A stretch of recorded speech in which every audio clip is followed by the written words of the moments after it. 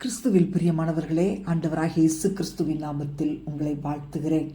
இந்த அன்னையர் தினத்திற்காக ஆண்டவர் நமக்கு கொடுத்த வார்த்தை நீதிமொழிகள் 23:22.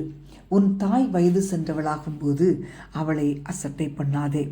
இந்த உலகத்தில் எத்தனை உறவுகள் நமக்கு இருந்தாலும் அந்த பெற்ற தாயினுடைய அன்பின் அழகை யாரிடத்துலையும் என்றைக்கும் காண முடியாது. உலகமெல்லாம் ஒரு பெண்ணை இவள் மோசம் அப்படின்னு சொல்லலாம். ஆனால் அந்த மோசமான பெண் தன்னுடைய பிள்ளைக்கு நல்ல தாயாகவே இருப்பாள். உலகம் எல்லாம் ஒரு பிள்ளையை பார்த்து வெறுக்கும்படியாக காணப்பட்டாலும் அந்த பிள்ளையை பெற்ற தாய்க்கு அந்த பிள்ளையை வெறுப்பது ஒருபோதும் கூடாத காரியம்.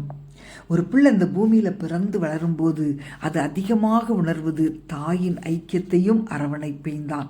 தன்னுடைய பிள்ளைய தன்னோடு இறுக அணைத்து கொண்டு அந்த மகிழ்கிற மகிழ்ச்சிக்கு இணையான ஒரு மகிழ்ச்சியை அந்த தாய் வேற எதிலும் உணர முடியாது. அன்பான தேவனுடைய பிள்ளைகளே, இப்படிப்பட்ட ஒரு மேன்மையான தாய் என்ற பந்தத்தை நமக்கு கொடுத்த தேவனுக்கு அதிகமாக நன்றி சொல்ல வேண்டும். ஒரு தாய் தேற்றுவதைப் போல உன்னை தேற்றுவேன் என்றுதான் தேவன் ஒரு பெரிய அன்பின் அடையாளத்திற்கு தாயின் உறவை தான் சுட்டி காட்டுகிறார். இப்படிப்பட்ட ஒரு நல்ல அன்பில் வளர்ந்து அந்த பிள்ளை ஆளான பிறகு இந்த தாயை ஒருவேளை உணவிற்கு நிற்க வைப்பது எவ்வளவு பரிதாபமான காரியம். இந்த தாயின் ஐக்கியத்தோடு வாழ்வது மற்ற ஐக்கியங்களோடு வாழ்வதற்கு இடையூறாயிருக்கிறது என்று சொல்லி அவர்களை தூரமாய் தள்ளிவிடுவது எவ்வளவு துக்கமான காரியம். என் மகன் அமெரிக்காவில் வாழணும், என் பிள்ளை இங்கிலாந்து போனோம் அப்படிலாம் ஆசைப்பட்டு கடைசியில் எந்த பிள்ளையின் ஆதரவும் இல்லாமல் ஏதோ ஒரு முதியோர் இல்லத்தில் அனாதைகள் போல வாழ்ந்து முடிக்கிறாங்களே, அது எவ்வளவு சோகமான காரியம். பிரியமானவர்களே, இன்றைக்கு அன்னையர் தினம்.